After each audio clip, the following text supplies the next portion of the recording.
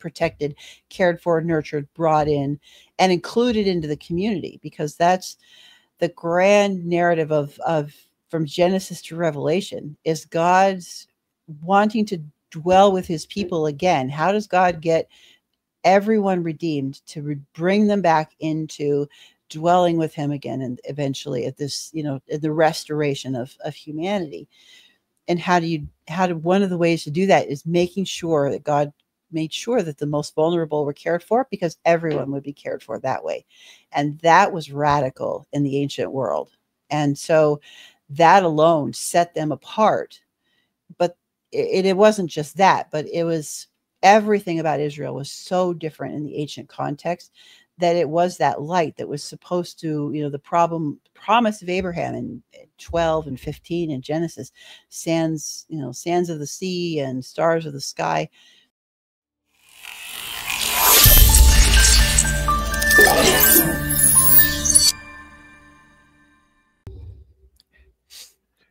Welcome back to Curious Christianity. Today we're talking about the book of Hosea. We will be taking a deep dive into some of the elements of Hosea and hopefully getting a little closer to the truth. Much Bible study has been done on all of the books of the Bible, but sometimes there are better Bible studies than others. So with me to talk about Hosea is Amber. She has been doing a bunch of work and research and studying ancient Hebrew and the ancient books of the Bible. And so she is here to help unpack the mysteries of Hosea for us. Amber, welcome to the channel. Hey, thanks for having me, Adam. I really appreciate it. I have a channel over Deep Calls Deep, and I am currently a seminary student working on a master's degree in Old Testament studies right now, focusing on the prophets, but also looking at what's called intertextuality and canonical view of Scripture. So we'll talk about that for just a little bit while we go through Hosea. But I'm really happy that we decided to have this conversation. It's really I'm looking forward to it. So, and I love the book of Hosea. There's a lot of good stuff in here. It's a fun place to go when you need an interesting story to look at. It's definitely been a story that has had interest and intrigue about it. I have still some memories of pastors preaching very prominent sermons, very powerful sermons from the book of Hosea. So it sticks out in my mind. Yeah. Yeah. I think one of the things too that is so fascinating that we gravitate towards Hosea so much is there's something very fundamental in humans that that intimacy and the breaking of that intimacy and the betrayal it strikes a very deep chord with people. And Hosea is very much about betrayal and unfaithfulness. Like, I think sometimes for a lot of us, the worst thing someone can do is be unfaithful. When friends are unfaithful, or especially if you're married, imagining like unfaithfulness in your spouse. That's just one of those things. It's one of the most personal types of betrayals. And Hosea gets into that very deeply. So it resonates with us on a very deep emotional level that some of the other books don't. So I think that's one of the reasons people love it so much. There's so much emotion tied to the story, and makes the picture of redemption that so much more profound, because we can emotionally connect with it so deeply. But I think it's unfortunate. I think it's unfortunate that most people really only think about Hosea in that role. Mm-hmm. But the picture of Hosea is to be God. That God is the one who is undergoing this tremendous turmoil because his people have turned their back on him. And they've played the harlot. And I think it's unfortunate that so many people don't ever really see God in that role. And I remember one time, there's only been one time in my life, and I remember it because it was so profound to me. But it was a young woman, and she was sitting there thinking like, oh man, and it wasn't even about this book, but she was thinking about, man, that must make God feel so bad. And she was kind of thinking about the things that she does. And she was thinking about, how does that make God feel? And it was just sort of funny to me in some ways, because I would say that most people don't really pause to think, oh, did I hurt God's feelings? Most people don't care. It's not a part of their equation. And, regardless of one's theological disposition towards like, oh, does God actually have all of these feelings? Right. I think it's still a valuable exercise in thinking like, in what ways are you trying to be considerate of God? Mm-hmm. Well, and I think that's part of one of the values of the field of academia that I'm really looking at with the intertextuality and the canonical narrative of the Bible, and especially the Old Testament, is when you put like Hosea is almost there's a lot of Ezekiel in the book of Hosea. There's almost whole chapters that are just copy and pasted over that link the two books together, and Ezekiel is even more gritty and ugly and pretty shocking than Hosea is. And when you put those two together and you see this beautiful story unfolding of the long suffering love of God, and how much length and how desperate, like his pursuing us as people, it really is, it contributes to this overall beautiful story that all of these books in their order paint and continue to weave these threads through, that we see linked from book to book to book. That just, the more I study it, the more these links just keep coming out, and these themes keep coming out. I get so excited, and so it's so fun for me to see this beautiful tapestry that this Old Testament narrative is putting together, that is incredible. Yeah, So, I think that's been one of the really, really cool things for me as I've been doing a bunch of Old Testament studies, is seeing how incredibly connected all of the books really are. And it's been stunning to me to see how many commentators completely miss it. Like they don't see connections at all. They don't make any mention. They're just like, no, these things are completely disassociated. Yep. And so that was one of the things that we wanted to talk a little bit about was, what is your interpretive kind of hermeneutical system or method that we're going to kind of employ while we're looking at some of these books? Well, this lives in a land that's called intertextuality, which looks at how these books and stories interact with each other. So you kind of start where you're at with the chapter that you're at, or and then how does that work together within the book itself? So how do the chapters interact? And then you look at how this book written by other authors, how do those authors interact? And then how do the books interact with each other? So if you think about, like, a lot of people are brought up with Bible study methods that you'll hear them talk about, like, the books are strings on a bead, like beads on a string, right? And so you've got this collection and they're all just kind of there together.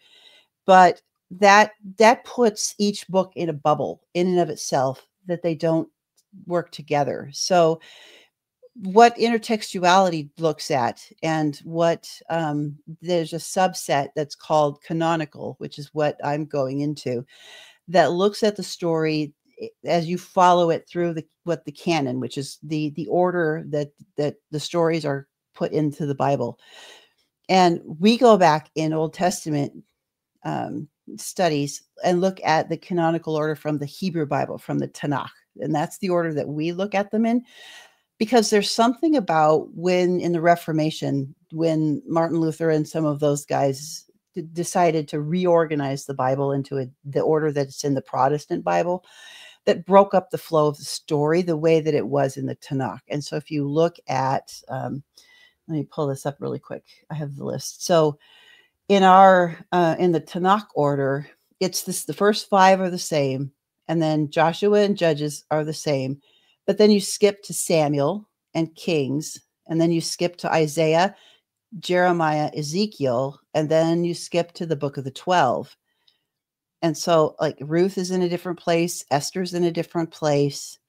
And so, but those are, so you get the prophets together there, which is it's called the Nevi'im. And the early prophets, which are Joshua, Judges, Samuel, and Kings, and then the later prophets, Isaiah, Jeremiah, Ezekiel, and the book of the 12, Hosea through Malachi. And then you got the book, which is called the Ketuvim, or the writings. So then you've got Psalms, which is after the book of the 12 is Psalms, which I always found really, really interesting how they ended up putting it there. I'm not sure why. I haven't looked into that one because I'm not in the Psalms part of my studies yet, so we haven't gotten there. But the Psalms, and then Job, and then Proverbs, and then Ruth, and then in Song of Songs, and then Ecclesiastes, and then Lamentations, Esther, and Daniel, then Ezra, Nehemiah, and it ends with Chronicles. And so you have this. It's a very different order, but when you go through and you read it, and I would encourage everybody at least once in your life to pull out the Tanakh order of the Old Testament and read it that way.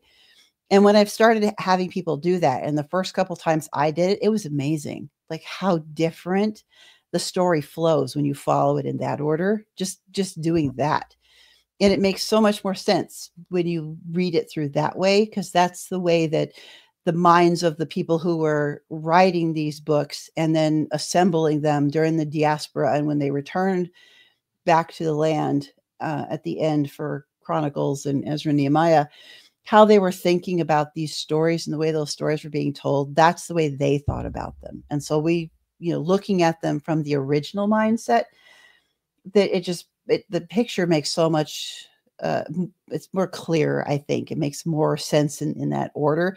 So I would really encourage everybody to try it at least once, because it really is a lot of fun, and it's pretty amazing how those things work together.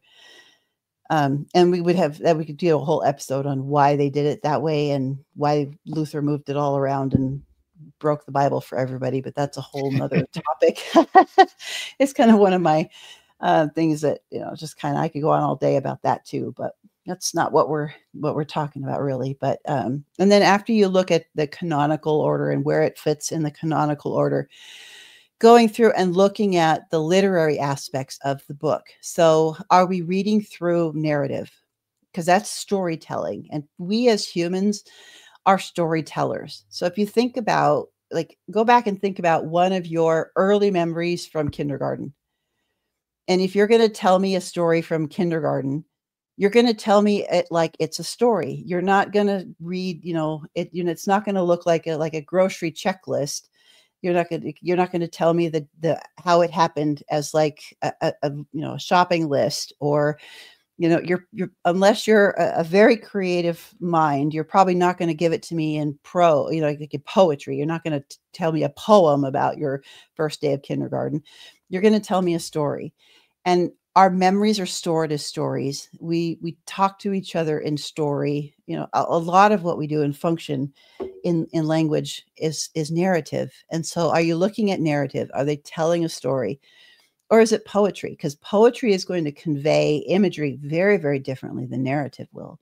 It's going to use like images, either, our like my prophets professor last semester, he talked about, as you're going through these books of the prophets, you're thinking about walking through an art gallery, and you're looking at all these paintings of these pictures that they're putting up and that's what poetry does. It's also going to invoke music, which is why music is so powerful. And it's actually music. I don't know if you probably know this already, but music is the only thing that activates all of the areas of our brain together at the same time, which is really fascinating to me, that so much of the Bible is in poetry that is music, that when it's set to music, like what is that? Like how much does that engage all of our brains at the same time? So you've got just books and books and books full of poetry that is meant to engage us in so many different levels. So if you're dealing with poetry, that's a different thing. And then you've got what's called discourse, which that's the letters, that's a lot of the epistles, that's the instructions when they're actually trying to teach you something, like here is a theological truth, so I'm going to explain it. So most of Paul's writings are going to be what's called discourse, and that's the parts where we're reading other people's mail and that kind of stuff in the Bible, which gets a little fun. Some of those get a little fun and spicy too, but so when you're dealing with those three different literary genres, it's going to also make a difference how you're reading those books. And so we truly try to keep all those pieces in mind as we're going through, because you're going to read poetry different than you're going to read a narrative, then you're going to read a discourse. And so you're looking for different things when you're doing it that way. You don't want to read, Psalms like you're reading the letters of like the First Timothy. You're going to read them really, really differently. So that's kind of where we start in going through these books, looking at them. And then as you're reading them that way, looking for themes or looking for repetition, words that are repeated a lot, phrases that are repeated a lot, images that show up multiple times. We'll see in like Hosea, unfaithfulness is a huge theme that we're going to be looking at. So you just kind of go through these things. Yeah. Shockingly enough. So, but it's that those are the things that you're keeping in mind, which is a very different approach from dissecting one verse at a time, because then you kind of miss the bigger picture. So you kind of start bigger on the book level. And as you go through, then you're pulling out themes, and then you just kind of start going inwards instead of starting small and going bigger. You just kind of going from the overall theme of the book and then looking in towards more of the individual verses. And I think it gives you a better idea of the overall message that the author of the book is trying to tell you before you zoom into a specific passage or chapter that you're looking at, to get that bigger, broader view, to have a better handle on context that way than if you're just going, like little chunk by little chunk. It gives you the bigger overall arcing picture first. So that makes any sense. See, I think it's one of the interesting aspects is that even in traditional hermeneutics, one of the principles is this idea of you should use scripture to interpret scripture. Mm-hmm. But in practice, when I actually see that implemented, it's like very sparingly. Mm-hmm. It's like, oh yeah, well, there's a little bit of this, a little bit of this, as opposed to actually having this macro view that scripture is one story. And so that the stories are actually very much interconnected in of themselves. They seem to like use it in a very different way. And so I'm not entirely sure. Yeah, I don't know. Okay, so let's just jump into Hosea, and I'll just show you how it works, because chapter 1, verse 1 is where we're going to start. So we're going to pull up chapter 1, verse 1. So and I'm going to jump around because I don't stay married to one particular translation. I usually if I'm unfaithfulness right there. That's right. Doesn't stay married to one translation. Absolutely not. Hopping from KJV to NIV to NASB. I'm all over the place. I usually use 6 different versions, and they're always cycling. So I have probably 23 different versions of the Bible on my thing, and I'm constantly cycling between them, and I'm going back to the original languages also. So I'm hopping all over the place, because I think it helps you when you look at how the different translator committees, and when these books were, when the different translations were done, how they're grappling with how to put these ideas into another language. So going from language to language, there's never a one-to-one equivalent for everything. So, and each different translation, some of them word for word, some of them dynamic, some of them there's lots of different ways to express that. And I think if you look at a spectrum, it can help you get a better, more full understanding of how the original words are being translated, but also the spirit that they're trying to convey. So I think you need a balance of both. So that's what I do. I look at several different translations because it helps keep you a little more well-rounded, I think. But Hosea 1:1. So when we look at that, a lot of people like to skip past the first verse, especially of these Hebrew Bible books. And I tend to, just so that, anybody watching this can kind of keep up with me, I've switched over from Old Testament to Hebrew Bible, because because making the canonical switch, and I use the Tanakh, and I use the Tanakh order, so that just in my mind it differentiates. So people, when I say Hebrew Bible, that's what I mean. I'm using the Tanakh order from well, that. I mean, all of us read our Bibles in Hebrew in the morning. That's right. I don't do that in the morning. I'm not awake enough to read my Bible in Hebrew in the morning. I have to do that after lunch when I'm awake. So I can't, not first thing in the morning. But so Hosea 1, let's see, what have I got? I guess this is the ESV. I got the ESV open, so we'll go with that for now. The word of the Lord that came to Hosea, the son of Berai, in the days of Uzziah, Jotham, Ahaz, and Hezekiah, kings of Judah, and in the days of Jeroboam, the son of Joash, king of Israel. Okay, so most people speed past that because they're like name, name, name, name, name. Okay, here we go. But there's a gold mine of good stuff here because if you look at this author of whoever wrote Hosea is assuming a lot of things here. So he's going to assume that you know who Uzziah, Jotham, Ahaz, and Hezekiah are, that they're kings of Judah, which means you're going to be familiar with the book of Second Kings. So you've also got that you've got Jeroboam, son of Jehoahaz. I always get these J Kings mixed up. This I'm not. There's a lot of them. Yeah, there are. So Jehoash, king of Israel. So there's again Second Kings. So you're bringing the book of Second Kings, or the book of the Kings, with you when you're reading Hosea. What you should know when you get there. So then you've got Israel listed and you've got Judah listed, which means that you are supposed to know that that the kingdom has already divided, which means you've got First Kings coming with you. So you should know First, Second Kings if you're going to read Hosea. So this is kind of, you see how this is how the intertextuality works. This is kind of the flow of the canon that's coming with you as you're coming into these books. So also when you start going down some more, we'll look at another one of these links in chapter 1, intertextuality, how this kind of works. So chapter 1, verse 4. And then the Lord said to him, call his name Jezreel, for in a while I will punish the house of Jehu for the blood of Jezreel, and I will put an end to the kingdom of the house of Israel.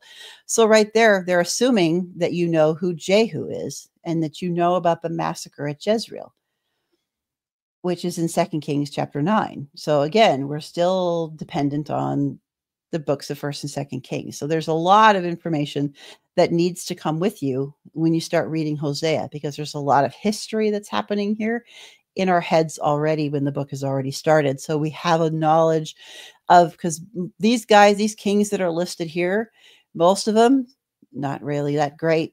They were in the history of kings. This is not your star lineup here of the kings of Israel. Okay. So, and then and Jeroboam, also not fantastic. He was not also one of the more fantastic kings. But if you're not familiar with those books, that's just a bunch of J names that nobody's going to be able to pronounce. So we're missing the good fat king. Yeah, we don't have him. But we do have, like Ahaz. Ahaz, that's Jezebel's husband. Like there's some history in here. There's some good Ahaz or Ahab? Oh, nope, you're right. Ahab. This is Ahaz. Wrong one. Right. See, I'm not very good with the kings. That's I'm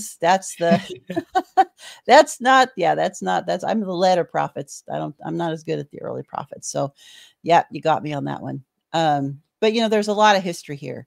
Even just in that first 4 verses, there's a whole bunch that's going on.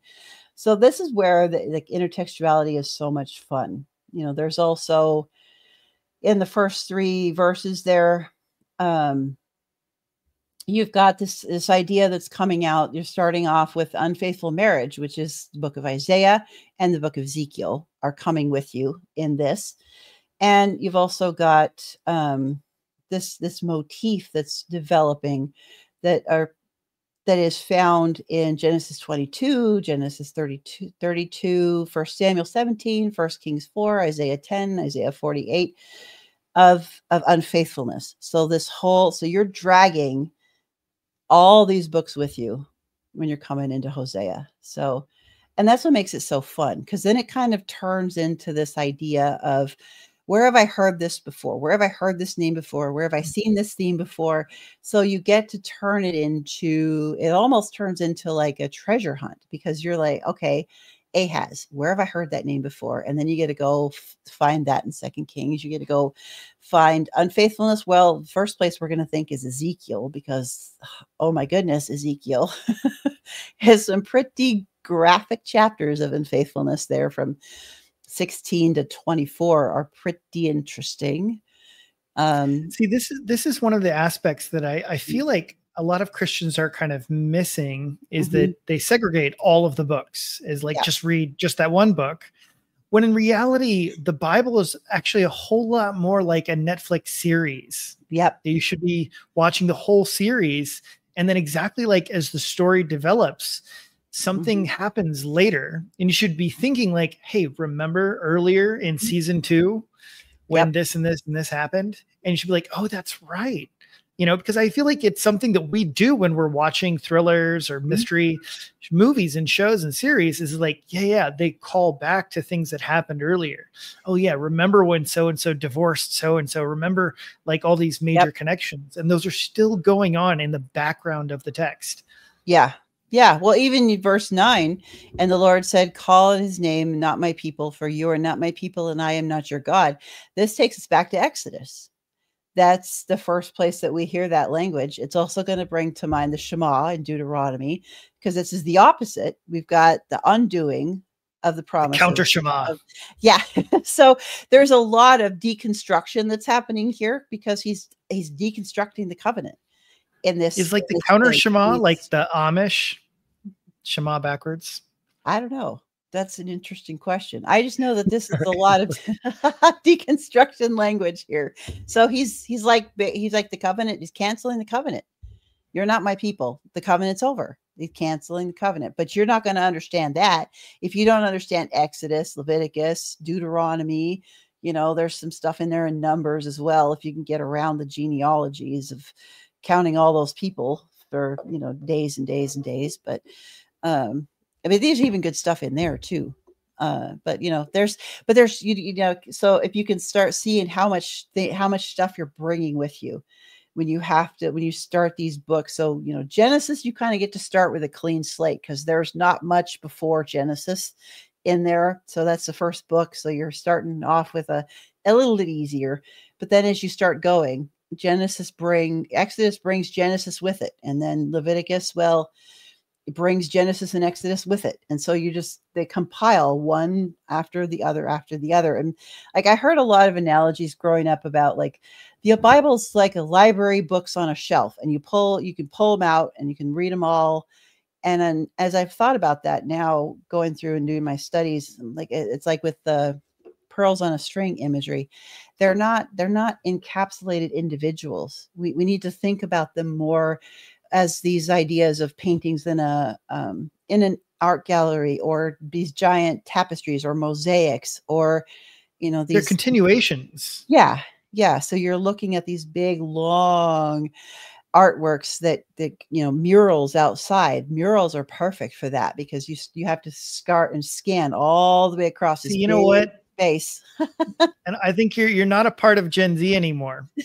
I don't know a single 20-year-old who's, you're talking about murals. Like, who looks at murals these days? I mean, you know, not that I don't understand your point, because I'm sorry. Yeah. But I mean, because even a mosaic, I would love to run a poll. I'll probably post that on Twitter to see, but I don't know if I have enough people that are young enough to even answer that question, that they know what a mosaic is. Or a mural or street art. If you're going out and looking at street art, you know, you live in Paris. I no, but I don't know. It's like, forgive me for poking at your analogies. You know, I had another guy on here who was a little bit older, and I was kind of like, hey, that doesn't mean the same thing that it used to anymore. And he's like, oh no, come on. Well, put whatever you want in there that is something that you have to have a much bigger, you know, a bigger, wider view of, to wide angle, you know, or big screen, like the, you know, the Jumbotron thing. I don't know, whatever big. Well, see, that's why I think about, you know, I don't follow this anymore, but I think about, the whole Marvel series, right? Yeah. Where you had just Captain America movies, just Iron Man movies, just, you know, Spider-Man. But then in the end, it all comes together and coalesces at some point. And each one of those stories, from the individual parts, they were all connected. Yeah. So, see, you know what? People understand that analogy. Well, I've seen those. Yeah. Well, I spent so much time in the ancient Near East in my head, because we, you know, that's kind of the world that, you know, Old Testament was written in. So I think that way. But yeah, the Marvel thing makes sense, because you got the individual books, which would be the individual movies, but those are tied together and made dependent upon each other by the Avengers collective movies. So that works. I'm okay with that. Yeah. And sometimes the characters show up and mix and match, and there's different storylines, timelines, everything. So yeah, you got people popping up all over. The kings pop up all over the place. They're in the Psalms. They're in they're in the prophetic books. They're just the king. They got strange wizards and prophets that show up with prophecies. Talking donkeys and all kinds of stuff going on. The Old Testament's wild, man. It's really fun. Yeah. There's all kinds of it says that the trees will cry out. They had Groot in mind. Exactly. That's right. The ants are in the Old Testament. That's right. Yeah. They're in there. Okay. Let me make this. Sorry to distract you too much, but okay. had to make it relevant to 2024. That's okay. I'm not very good at that because I'm more into 2024 BCE, I guess, or something. I don't know. That's what works for me. I don't know. Yep, all right. Right around the time the Exodus, somewhere in there. Right around the time of mosaics too. Yeah. With the Egyptians and all the the hieroglyphics on the wall. Like that's what I'm thinking in my head when I'm talking about this. But all right. So let's kind of look at, so we're going to kind of zoom out a little bit now and do kind of just the overview looking at the book. So you got chapter 1 where you've got God saying to Hosea, go marry this woman. And that word there, it's a kind of an interesting word. It can get translated a whole lot of ways, but it's definitely an unfaithful woman. Whether she was compensated or not, I'm not sure that it really matters that much to the story. We just know that this is not a woman who you would want to bring home to your mother. That's for sure. And you knew from the get-go that she had a reputation. And so, and this is where again, Leviticus and Deuteronomy are going to come into play, because according to Leviticus and Deuteronomy, a woman of ill repute should not have existed. She should have been put to death. And so you're saying that Israel should not have put up the red light district. That's right. And here's the other thing too, because there's a whole lot of covenant breaking going on here, because women of ill repute don't get that way by themselves. And so there's also a whole bunch of men in this community that are breaking some laws as well. So there's a whole bunch of fault going on all over the place in this. So that is imagery that is showing the level of the unfaithfulness to the covenant. Just the fact that there is a woman of ill repute running around to be found in the first place. A bunch of people are breaking some covenant rules with that even existing. So, but you've got God saying, go marry this unfaithful woman. And Hosea does. And they have 3 children who have some of the most unfortunate names in history. These poor kids. I mean, this is not one of those, things where somebody picks a spelling for some poor kid that nobody's ever going to spell your name properly and they're never going to pronounce. I mean, these are very common Hebrew words, but you've got the first one who is named Jezreel after a famous massacre in Kings. And you've got the daughter whose name is No Mercy, which is an undoing of the covenant. And then the next kid is Not My People, which is again canceling the covenant. So God doesn't love you anymore. God doesn't love you anymore. God doesn't love you anymore. Those are fantastic names for your kids. And then we start chapter 2. There's a whole section of poetry. And this is where a lot of the imagery of Ezekiel starts coming in. We got a lot of imagery from the earlier prophets. And you've got God's having mercy on Israel. And Hosea in chapter 3, after she runs off and finds herself in a really bad place, God says, now go get her. And now there is some debate, not a lot. There are some. And I was really interested, and I looked into this when you asked me about this before. The way that Hebrew works here, she's not named. The woman here isn't named. So there are some people who think, well, that's not Gomer, that's somebody else. And I don't know. In the flow of the story, it makes sense that it's Gomer, Can you go into chapter 3 and find an actual proper noun? No, there aren't any. It's all pronouns. So, you can make the argument if you wanted to. I did for a little bit, and then I decided in the flow of the story, it's most likely Gomer, and either way, I'm not sure that it really is one of those things that the story rises and falls, that it absolutely has to be Gomer. It's the It picture fits of the narrative better. yeah. It fits the narrative better for it to be Gomer. Yeah. But yeah, like we talked about, Mhm. I just think it's not real clear. Like if you're just Mhm. reading it and you kind of go along and you like hit this part and it's like, hey, go marry another woman who's been unfaithful. And it's like, well, obviously it has to be Gomer. And Right. that's what most people think and say. And it would go along with the idea of Israel turning away. But yeah, I think as far as like, if you want to be real strict to, well, what does the text say? Right. It's really just underdetermined. It's just, Yeah. There's room because there are no proper nouns, and it is a woman loved by another man who is an adulteress, and Gomer probably wasn't the only one in Israel when this was happening. So, I mean, if you wanted to make the argument, I'm sure you probably could, but overall in the flow of the story, though, this is where the narrative comes in.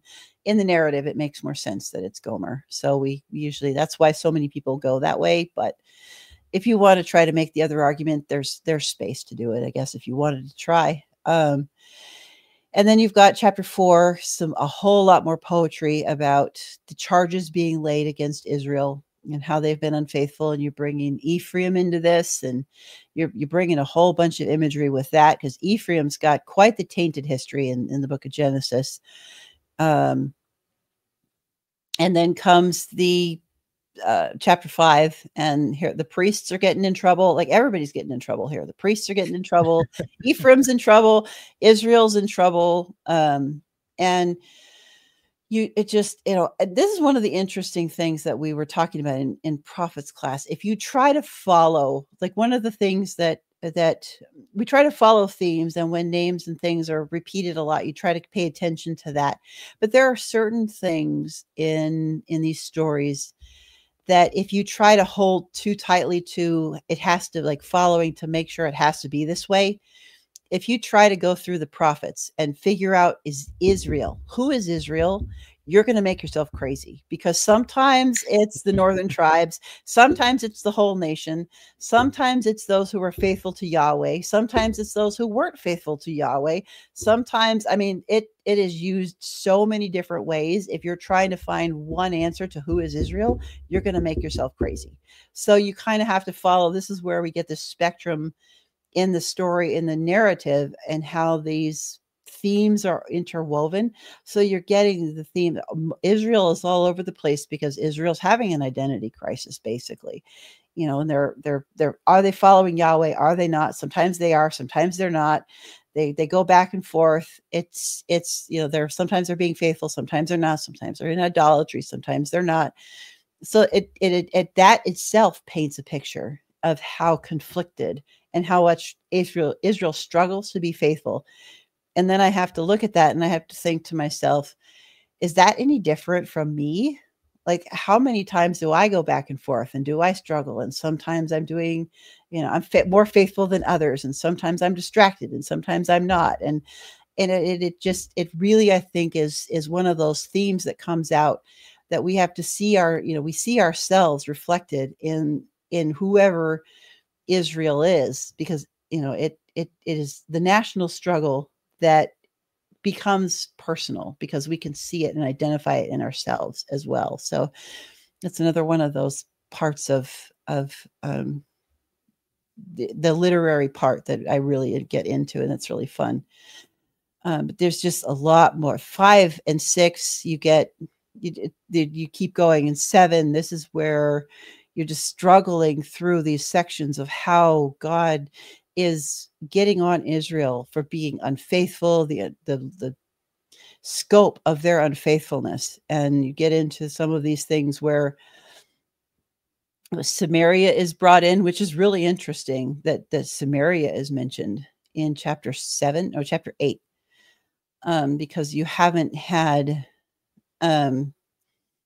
depending on when you think Hosea, the story of Hosea is happening, Samaria, is it, when did Samaria start? And you have to kind of think back.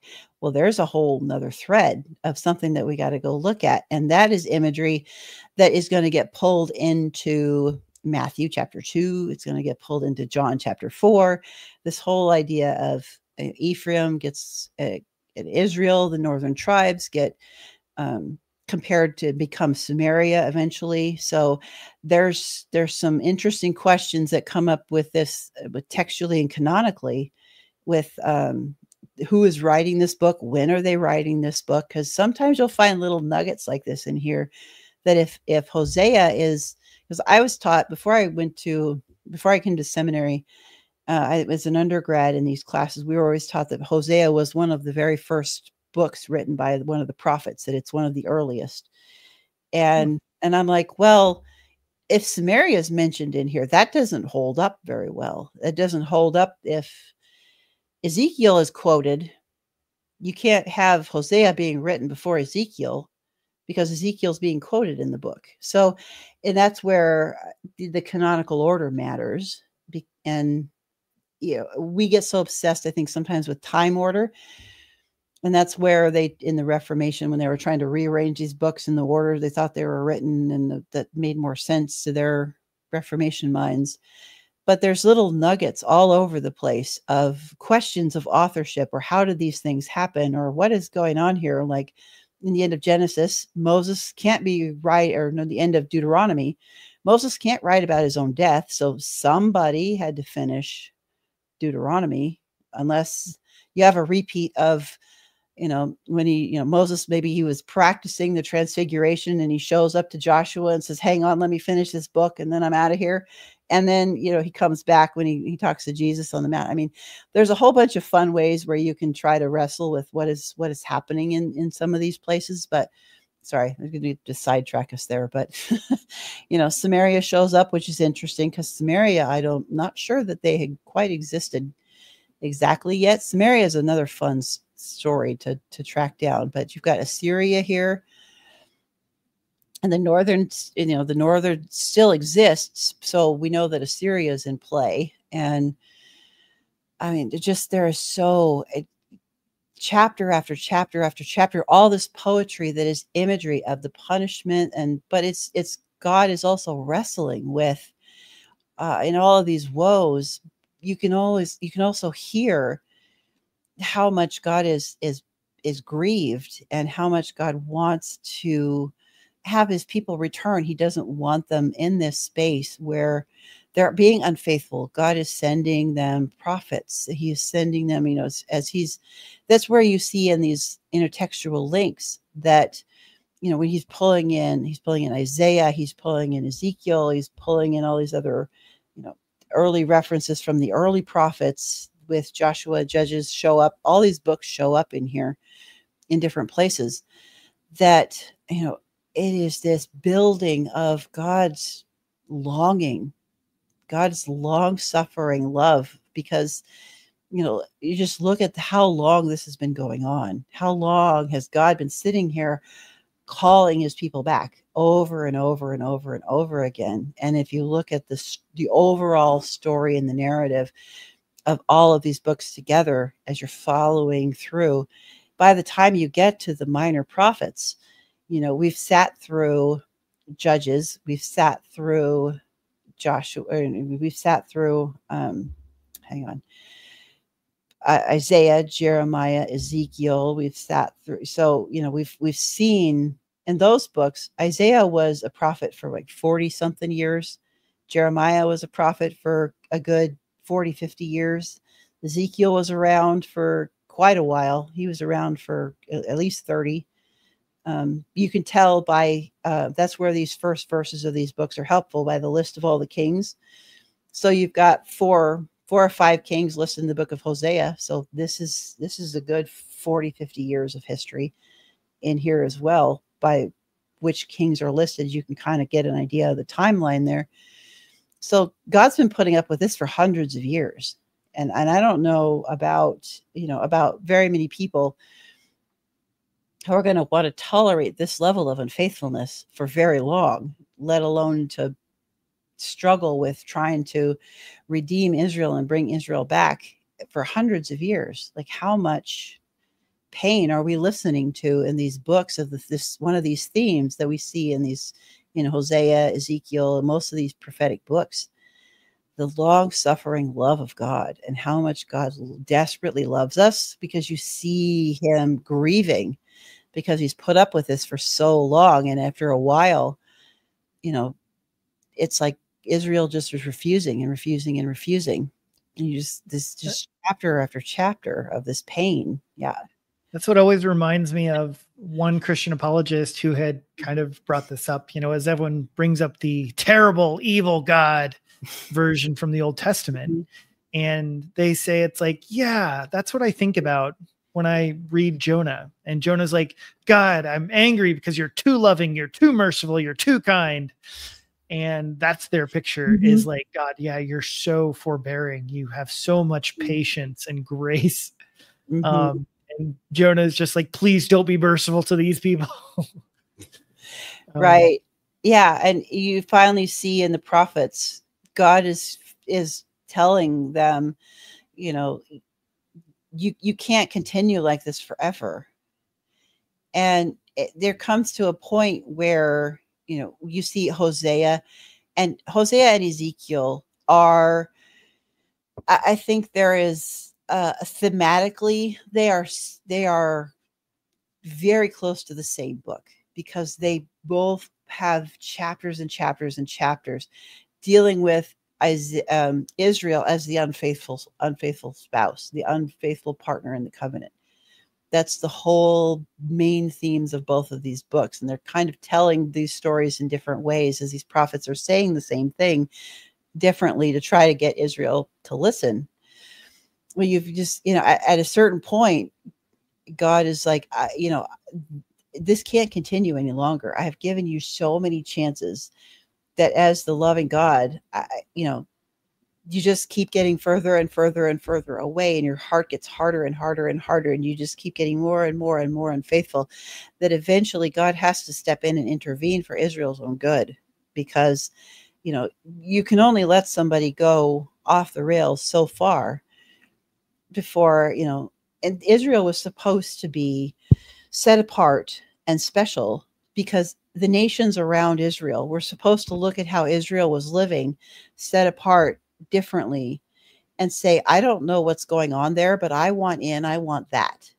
And they were supposed to bring, like the city on the hill imagery we see in the New Testament. That was supposed to be Israel. Israel was supposed to be that light that was bringing in the other nations to gather all of the people back. Because the story, go ahead. So I want to bring this back to something else that, because I really agree with that notion, right? And that's the idea is that Israel is meant to be this light to the world, and everyone's supposed to be banging on Israel's door. Let me in, let me in. And I think that's a little bit of what our churches are supposed to look like today. Mm-hmm. And one of the sort of issues that we have is that, some of the churches not quite like that.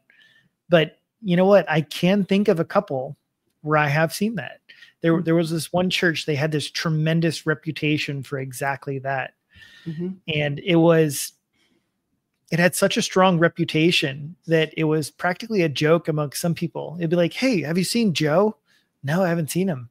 He's like, yeah, he's not really been around anymore. And they're like, oh, well, he started going to Sovereign Grace. And they're like, oh, okay, that explains it. Because people that went there just disappeared because the church was just so welcoming. They just completely warm and welcoming. Yeah. And I actually visited that church one time, and you could feel it. It was amazing. It was very impressive. The warmth and attitude that you got just from being there a little bit. And of course, and the big difference was it wasn't from the welcome staff. It was just from the church members. Yeah. Well, and if you look at, this is where another one of those really cool things of intertextuality and following the canonical narrative, all of the prophets in some form or another are condemning Israel because they were not caring for the widows and the orphans and the foreigners. They weren't doing the one thing that God like tried to pound into their heads in the whole of the Pentateuch and the Torah: care for the widows, the orphans, and the foreigner. And if you stop and you think about that for a minute, God is making sure that the most vulnerable of the population is cared for. And when you care for the most vulnerable, that means everybody's going to be cared for eventually. Because if you care for the most vulnerable, once the most vulnerable are cared for, then you've got the next group up. So it's almost an inverted system, where if you're making sure that the least cared for, the most vulnerable are cared for, then eventually everyone is going to be protected, cared for, nurtured, brought in, and included into the community. Because that's the grand narrative of from Genesis to Revelation, is God's wanting to dwell with his people again. How does God get everyone redeemed to bring them back into dwelling with him again, and eventually at this, the restoration of humanity? And how do one of the ways to do that is making sure that God made sure that the most vulnerable were cared for, because everyone would be cared for that way. And that was radical in the ancient world. And so that alone set them apart. But it wasn't just that, but it was everything about Israel was so different in the ancient context, that it was that light that was supposed to, the promise of Abraham in 12 and 15 in Genesis, sands of the sea and stars of the sky, all people were supposed to be brought back into relationship with Yahweh. That promise was given to Abraham, and that was supposed to be done through Israel. But Israel blew it big time. They failed so badly that eventually Ezekiel 24, God had to let Israel die. But and then if you look as you keep going in 36 and 37 in Ezekiel, God brings them back to life, gives them that new heart, and uses the Spirit, which then Joel talks about when it breaks out all over the place, that breaks it wide open to everybody.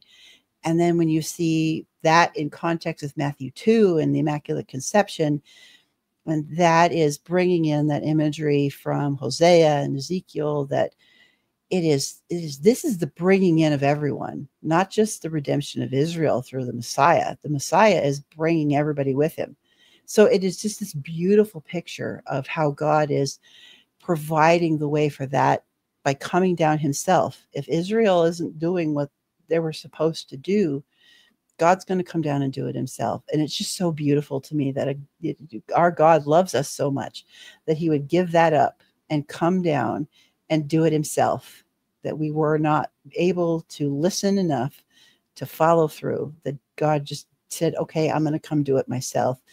And then you see this, that's where the bringing the one called out of Israel, and that it's imagery that comes back here to Hosea in chapter 11. And you got it, like you're bringing the whole Old Testament.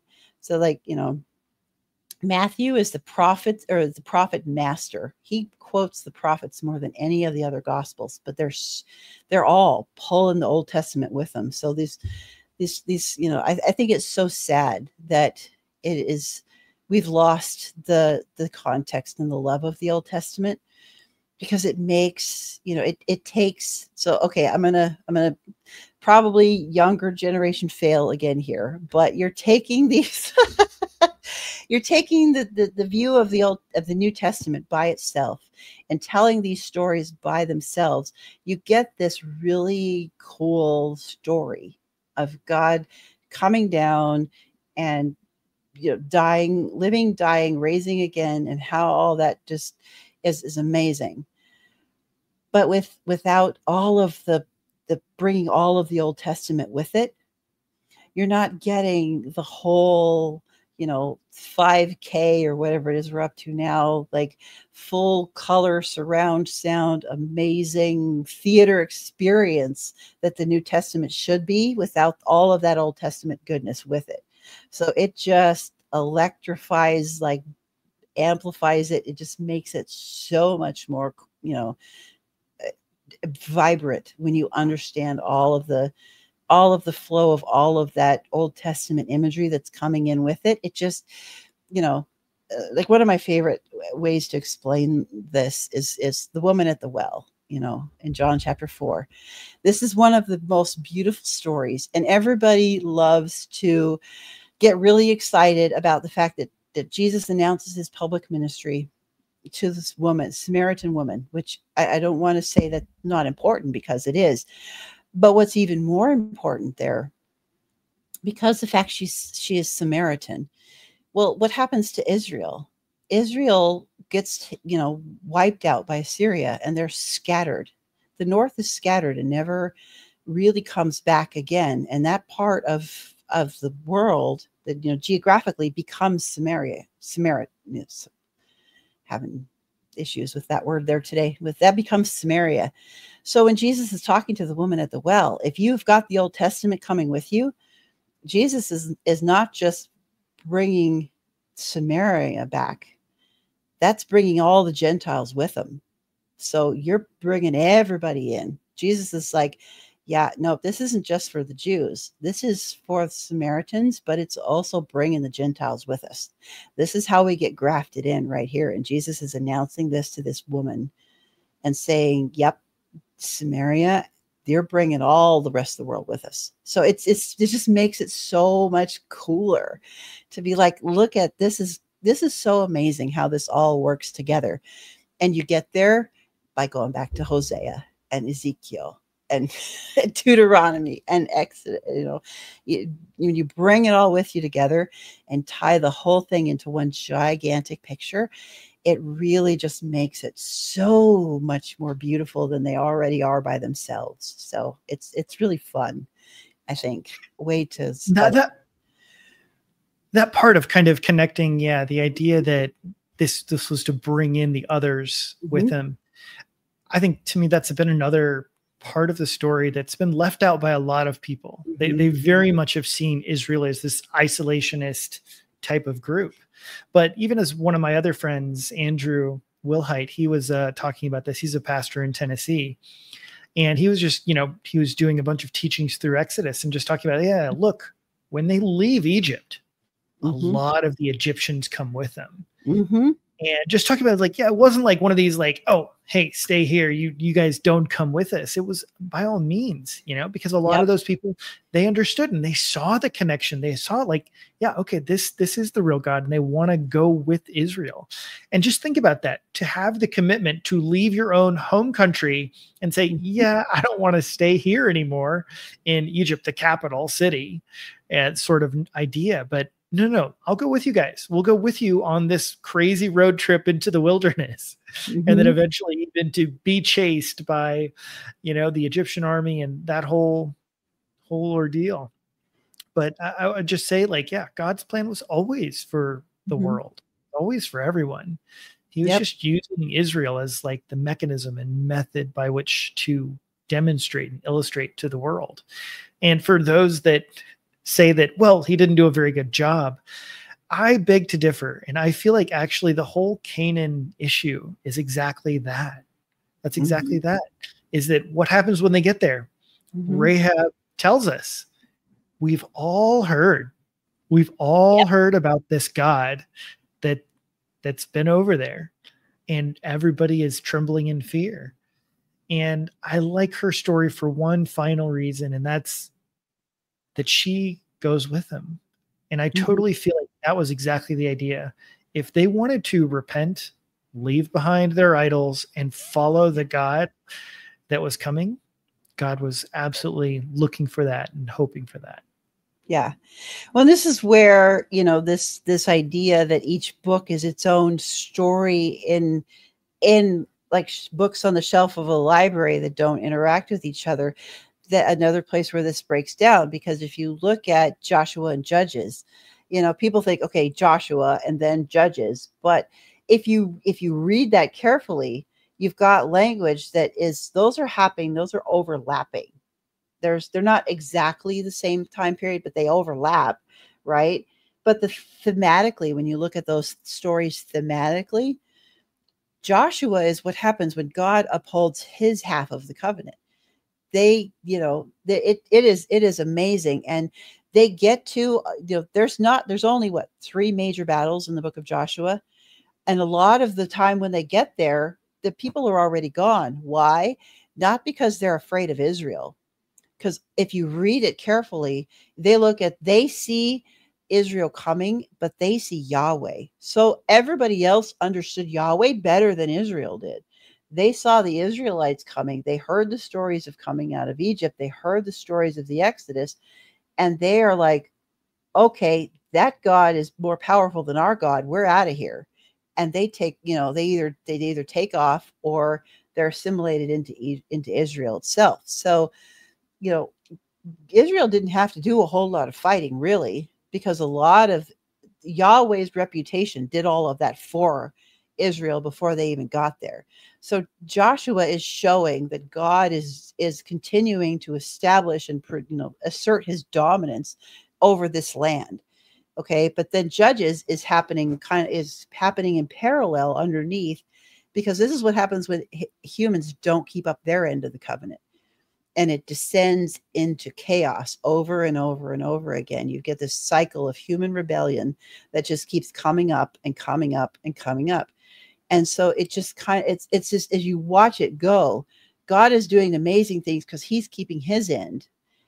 But at the same time, underneath, you've got this whole cycle of human rebellion that is a repeat of Genesis over and over and over and over again. That's happening, that keeps getting in. And some people are going to get mad at me when I say this, but it's getting in God's way, because, it would have, I just, sometimes I wonder, what would that have looked like if Israel had done a better job of keeping their end of the covenant up? And, but Judges shows us that we just can't get there. And I have this idea, and I don't know, I haven't had a lot of time yet to look into it, because it's just kind of a new thing that's forming as I'm working through. I'm doing a paper for my biblical theology class on Judges. And I have this theory that it ends the way that it does because Judges hadn't really ended. The book of Judges hasn't ended yet. We're still living the book of Judges, because it's just the cycle of human rebellion and violence over and over and over again. And God steps in and tries to help set us back right where we're supposed to be. And we just can't keep from wandering off in rebellion. So it was just a theory, and it probably going to get shot down by somebody, I'm pretty sure. But it's just this interesting thing to think about, these themes that keep running throughout the whole rest of the Bible.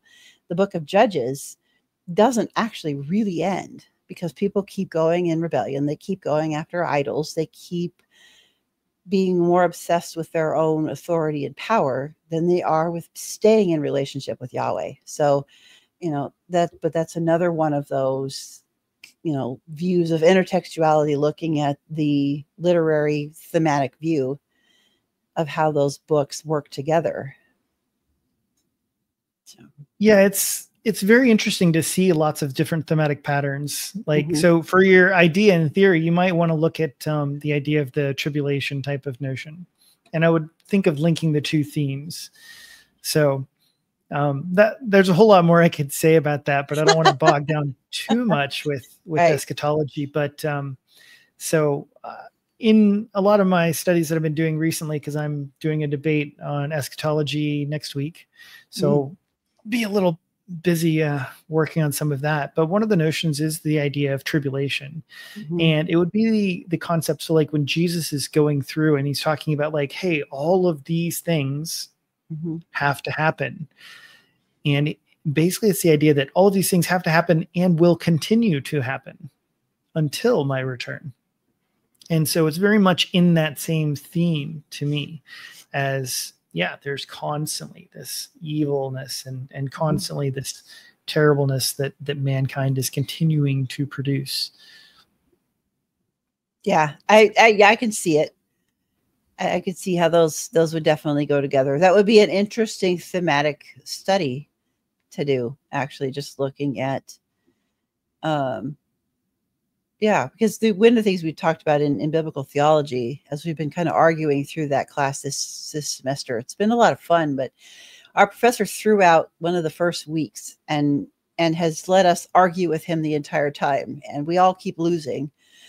Is that if you go to this, like we're talking 50,000 foot meta narrative look at the Bible, and he put it this way. He said, you've got the conflict narrative of the Bible is the unstoppable force, and then in parentheses, God's wanting to bless, which meets the immovable object, and in parentheses he put human rebellion.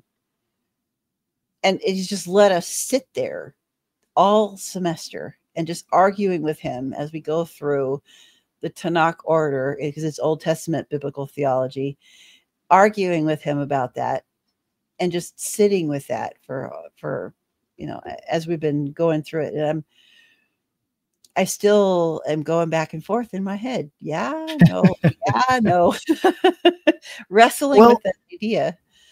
But see, that's what makes me think of the parable. Maybe we already talked about this, I can't remember, but of the wheat and the tares that grow up together. Yeah. Right.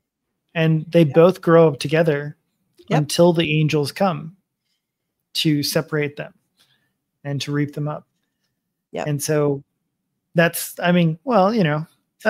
more so the end times views that I come from. It's the idea that the wheat and the tares will grow up together.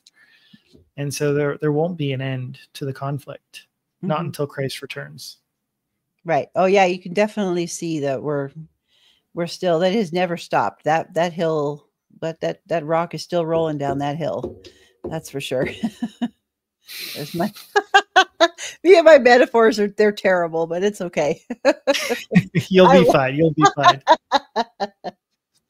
I like them. So yeah, that really kind of wrapped. That's kind of the way that I would really kind of walk through with somebody how to look at the Bible as this interconnected, multiple book story that is weaving all of these themes together that are going to culminate ultimately in Revelation, which has not happened yet.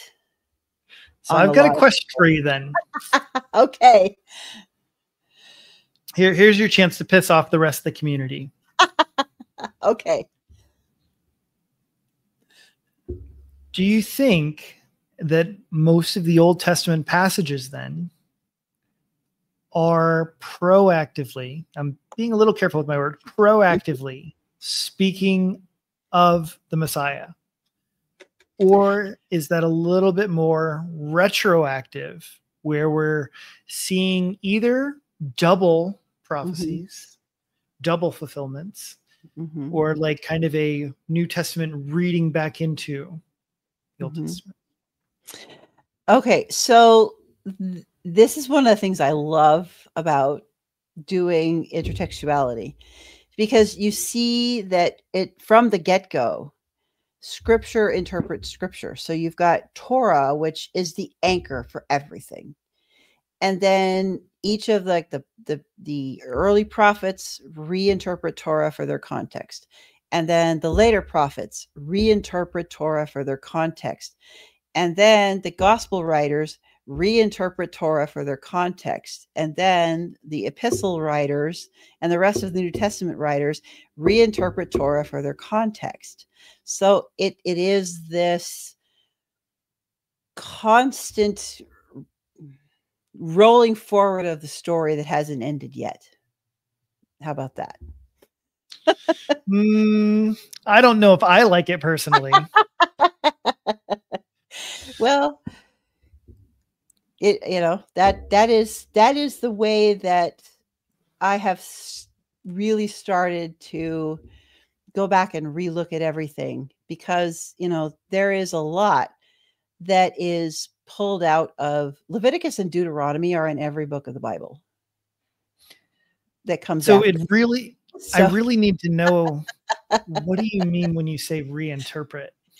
Well, I mean, if you look at, so Old Testament context is very much corporate. And a lot of what the prophets especially are dealing with is how Torah is or isn't being followed or implemented in the context that they're in. So they're more focused on the now of the situation, but there's hints of day of the Lord, which that is one of the most wily phrases in the Bible, trying to pin down the day of the Lord. If you want to give yourself a headache and not sleep for a month, try to figure out the day of the Lord, okay?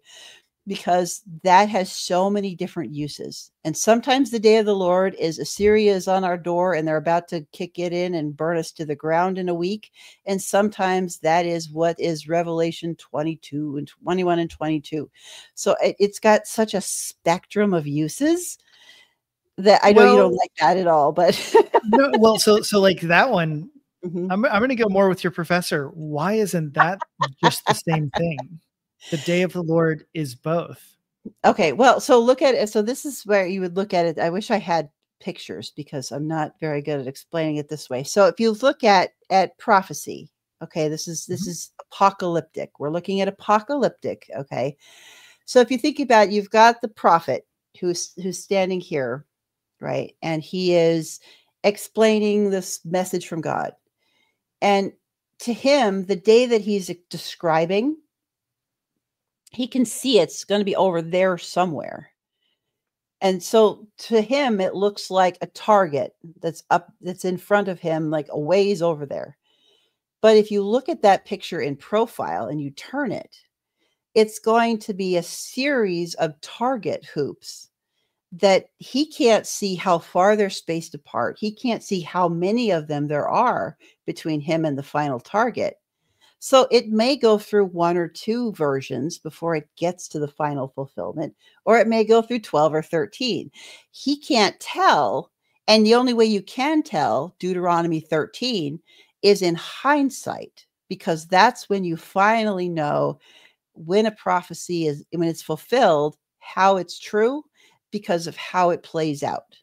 So there's a whole lot of space in the prophetic and apocalyptic for more than one interpretation.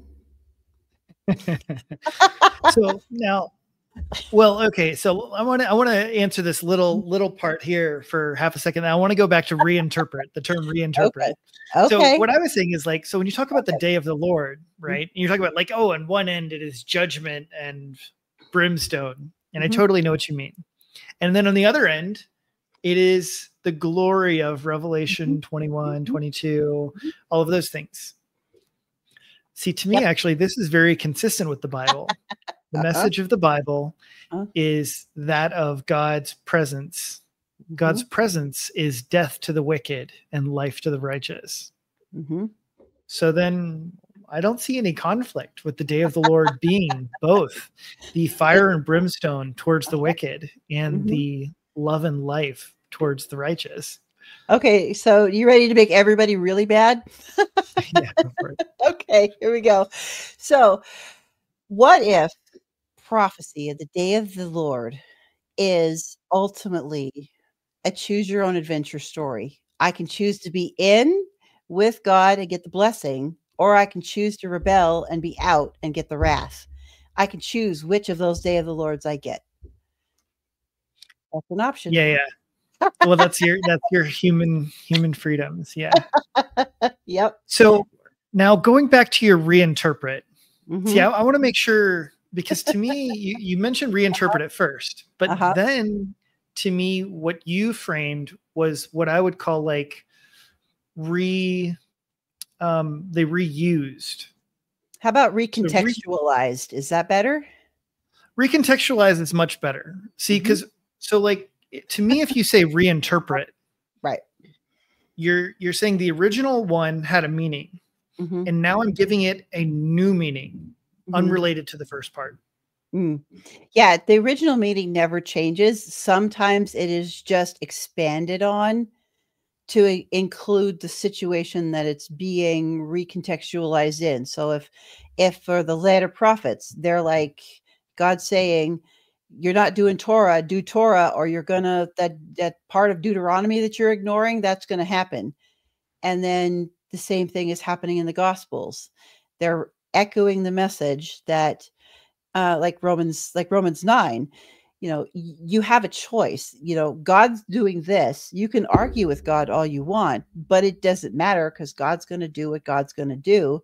And God, that's where he's pulling in Isaiah and Leviticus and Deuteronomy and Hosea and Joel, all get pulled in Romans 9 and 10, because it's the same story, the same recontextualizing before Jesus or after Jesus. They're doing the same thing of telling it, adding what's happening in the now with the view of the description of what's coming if you do or if you don't. See, that's really important. No, that's really important, I think, because I very much feel like, recontextualize has a very different meaning than reinterpret. Yeah. Right. And that is where I would push back more on, is reinterpret. Because recontextualize, because I feel like, we see the same images and stuff like that. And so, like, for example, Daniel and the Revelation. Daniel and Revelation are using a lot of the same images, and they're very similar scenarios, but there are some nuances where it's like, okay, look, John's using the same image, but it does have a slightly different meaning. Now he's kind of using it to refer to this or that over here. And so I think that can be very useful and very important. Yeah. But the part that I disagree for others, because some other people are saying that the New Testament writers are reinterpreting and giving completely new meaning that the Old Testament never had in mind, never had in view to some of these passages. And that's where I want to be like, I don't think you're correct here. And to me, on some of my examinations, I feel like it's like, when I go back and examine the text, like, no, it had the same meaning. You were the one that had the wrong meaning in the first place.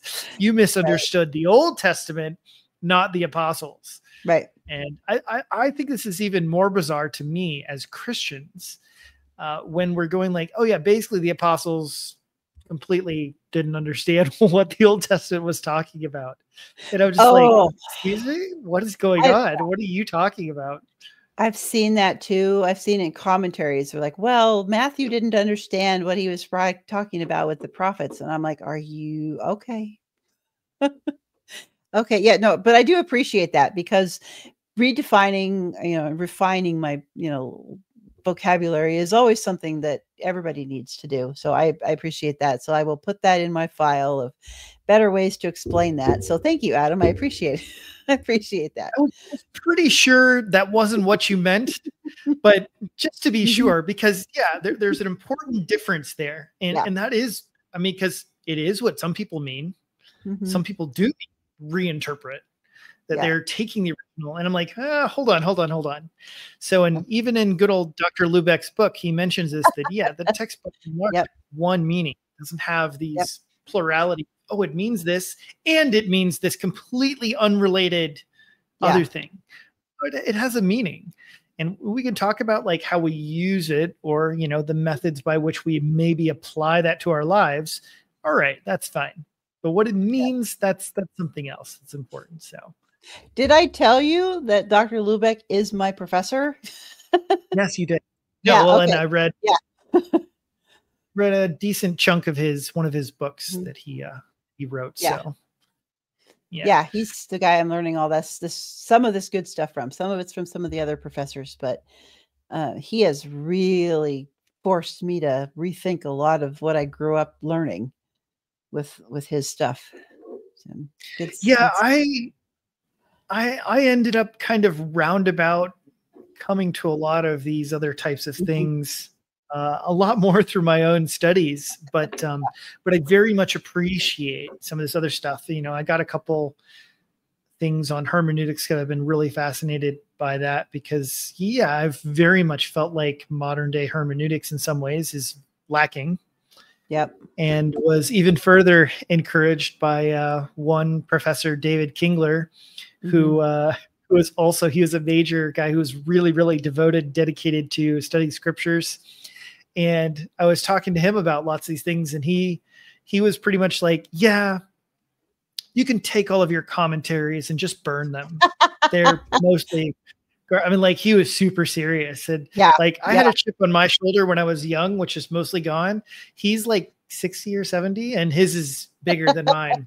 Um, he's just like, yeah, academics, most of them, they're morons. There's just ridiculous stuff. They don't understand the story of scripture. They don't follow any of the narratives of scripture. Yep. And it's way more the type of stuff you're talking about. It's like, oh yeah, no, this is connected. This is connected. And the fact that these other commentators are saying that, oh, you know, all these other things is just ludicrous. So yeah, that's where this whole thing called historical critical comes in, and where you have to import all this stuff to understand, and breaks it apart and tearing things into little tiny pieces and just shatters the overall narrative. And yeah, it really got people in a lot of trouble for quite a while, but it's on its way out. It has, I think, in its death throes, and the intertextual canonical community is really starting to gain traction. But you see that with things like the Bible Project, because both those guys, Tim Mackey and John Scott, were trained by Dr. Lubeck. Dr. Carmen Imes was trained by Dr. Lubeck, and there's a lot more people coming up in those ranks that have been trained by Dr. Lubeck and by that whole school of thought. That you see, like I've had, I don't know about you, Adam, but I've been having a lot of fun with having conversations with a lot of people, especially on X, Twitter, whatever. That when I start to explain this whole idea of not using the fancier language of canonical and intertextual and that kind of thing, but just showing them how to read the Bible like a story and following it like a story.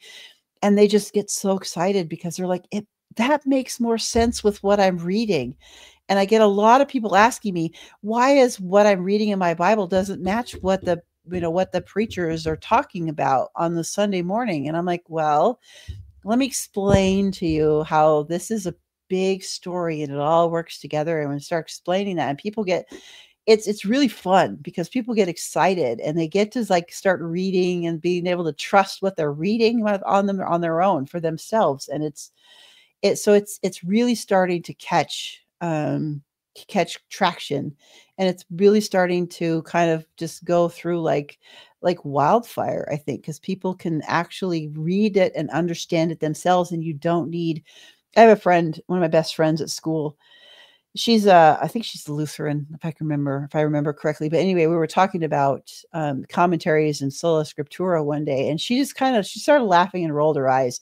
And she says, "Yeah, we all just have to remember that commentaries are just a form of fan fiction." And I started laughing so hard because I'm like, "Yeah, pretty much, because you can find one that has any view you want." And you can, I was like, "That's interesting," but it was just kind of, yeah, like learning how to trust your instincts and trust the Holy Spirit that's going to really guide your reading.